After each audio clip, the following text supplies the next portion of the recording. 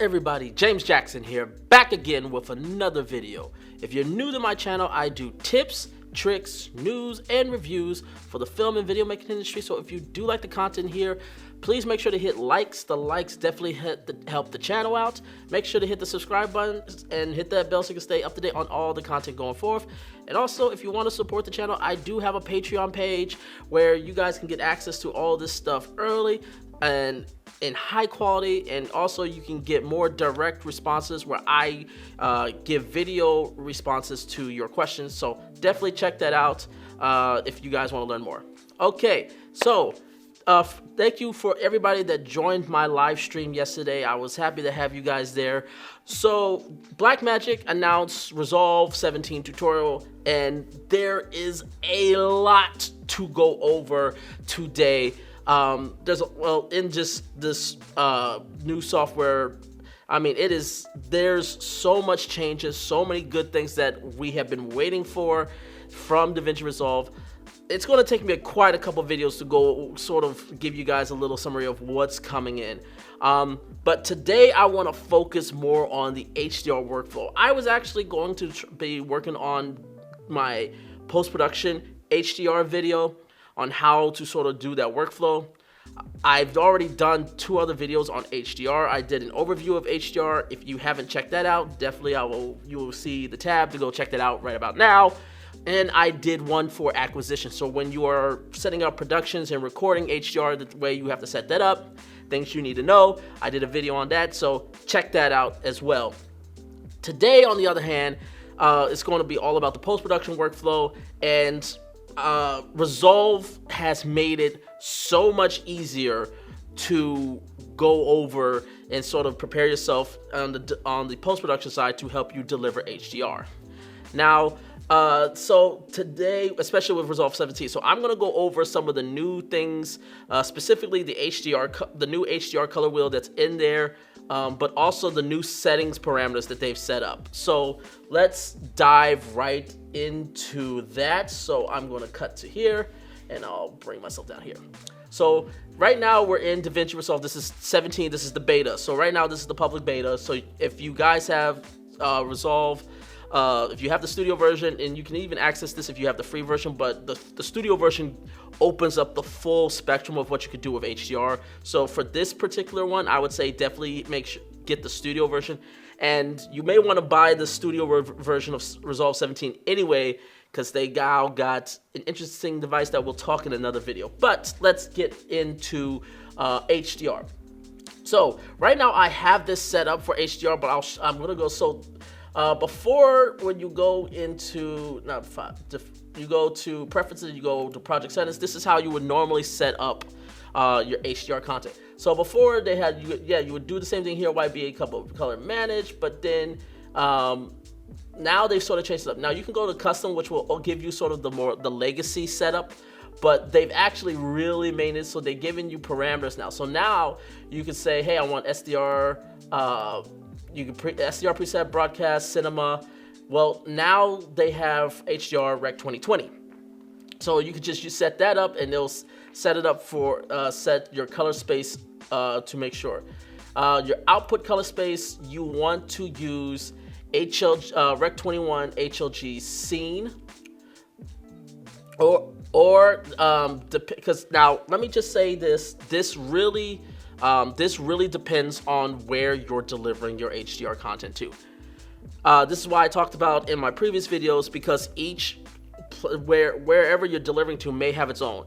If you're delivering content for social media, specifically for YouTube takes PQ.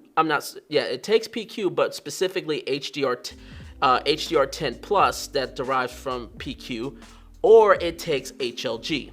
HLG is the more common one, but I will say this: you got to be careful with HLG because it's designed to sort of fluctuate, but the way it fluctuates, it doesn't. It may change your content to not look at how you edit it and grade it.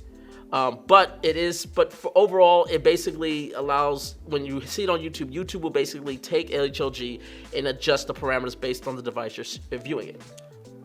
So let's cut back here.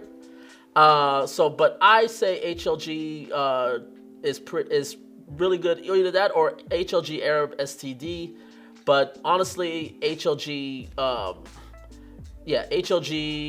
scene is going to be the best. Now let's talk about this next part, which is the part HDR mastering and you got to set the nits.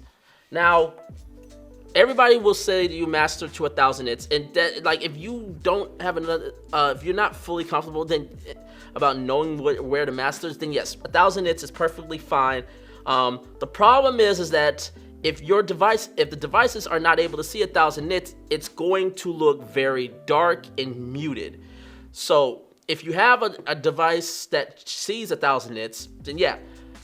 Now, for this case, and this is why I said where you're delivering matters, but also knowing your audience. How is your audience digesting the content? So, people that are on YouTube, how are we normally digesting YouTube content? Well, let's be honest, we're typically digesting it on our phones. Now, this is an iPhone 11, and this is the regular iPhone 11, so this doesn't have HDR on it. But if I was to get the iPhone Pro, the iPhone 12 Pro, that is able to go up to 1200 nits. Now, I also have an LG V30, but I believe that one is mastered around, that caps out around, I believe, 600 nits of brightness. And so this is why I said having an HDR monitor and figuring out where it sits is critical. In the case of, so let's say we're delivering for YouTube. While, yes, you can do 1,000 nits, I would probably say it's better to master at 800 nits. And the reason why I say 800 nits is because you're mostly watching it on mobile devices, and most of them can really cap out the maximum at 800. Now, the new iPhones are going to be different. They're going up to 1,200 nits, so they can handle 1,000 nits. So if you feel your audience is more iPhone centric, or if you want to be able to watch HDR content in the widest scale possible on a mobile device, the new iPhone 12s are probably going to be one of the best to do that. But if again, knowing your audience, I would say probably anywhere between 500 and 1,000 nits. So 800 nits is probably where I would sit, especially with HLG. And then you don't enable Dolby Vision unless you know you're delivering the Dolby Vision. Now, let's say if you're delivering to Netflix, maybe you're working on HDR content for Netflix, then yes, you want to enable Dolby Vision, because that is the standard Netflix has for their HDR content is Dolby Vision. But if you're not delivering and you don't have a Dolby Vision, number one, you need a Dolby Vision monitor so you can see. But number two, you obviously got to export. So outside of that, if you're not delivering to a platform that has Dolby Vision, leave it on blank. So, and everything else can be the same. So after you do that, so again, I'm gonna set it to 800 nits for this. Now, this is going to look very, very funky. Just be aware, this is going to look pretty funky. All right, a little bit of delay, so apologies again, technical difficulties for what is a Pebble beta. So now I set it to master to 800 nits. Now, as you'll see here, the scopes are showing 1,000 nits because that's basically how the scopes are set up here. But we can work with this. So as you can see here, you got your typical lithium game, but if you got here, so this is the new thing of Resolve that I think a lot of us are really, really, really excited for. It's this new high dynamic range color panel. And so this is sort of how the layout, but you can actually expand it, because this is where we're going to get a little funky. So you can see. So as you can see, we kind of have the scopes everywhere. So what I'm gonna do, and what it's got is dark. So if we go start from again, you got blacks, you got dark, shadow, light, highlight, specular, and then global. So global is basically your offset. It's basically how it sounds. It's your global thing. So it's going to make universal changes as you move your curve up and down. Okay, so that's where it is. Specular is sort of like it's basically your white point. This like where your total clip point is. So we can move this and bring this down. We'll bring this, like I said, we mastered it for 800 nits, so we're gonna bring it down for 800. Highlights is exactly how it sounds. It's the highlights. And what's great about this is that you can go to each one and see where it's affected. So you go here, we can see this is the area that specular is affecting. We go to highlights. This is where highlights affected, and as you can see, they sort of blend together. So, and this is the really great. So light, which is kind of where like middle gray is. So in this case, middle gray is the build is the water area. Is sort of where middle gray is, and a little bit of the light. And then you got the shadow area, which is where in this scene a lot of our shots are hitting the shadows. But what I love about it is that you can see where each one it is, and you can still manipulate it. So if I say, hey, I kind of want this to be more getting her instead of just going in, so I can actually pull this down so it's affecting her. So now she's being affected by the light portion a lot more. And then we can even pull here. So how much of the fade, how much of it do we want to affect this? How much do we want it affecting over? So now you have so much control. So let's pull this. So now we can pull this down to get that very bottom to really just emphasize the contrast. Now, again, the image is going to look very funky simply because this is a 709 mono. This is a 709 mono, so it's going to look funky. If you were to use, like I just got this, so this is the Atomos Shinobi. When I plug this in, unfortunately I can't really show you guys, even if I was to put like a camera to show you the screen itself. I can't really show you because I would have to plug it into the computer, and the computer's plugged into my switcher. So unfortunately, it is. But when I plug the computer into this, and I basically use this as a secondary monitor, oh my God, the image pops out. It pops right out. So this is the Atomos Shinobi. It's probably one of the most, I think this is their most affordable monitor. It's only like $320. It's a monitor only, so there's no recording on it, which is great because it's super light and it doesn't drain as much battery as the recording versions of these. And it's actually brighter than, say, the Ninja V. The Ninja V, I think, is only 800 nits. This is 1,000 nits, and it's a 10-bit monitor. So if you're looking for something to just monitor HDR content, this is a great little device to have. If you want something a little bit bigger, the Atomos Ninja Inferno or the Shoguns are really, really good monitors to have for monitoring your HDR content. But anyways, what I love about this is now you can really mess with the curves and sort of get an idea of where everything is going to be. And I love that. So one of the great things about this whole setup, and I'll show you why, even in SDR, it looks great. But in this format, it's great because this gives you so much control. You have so much control over the image, and then you can decide where you want to increase the saturation at.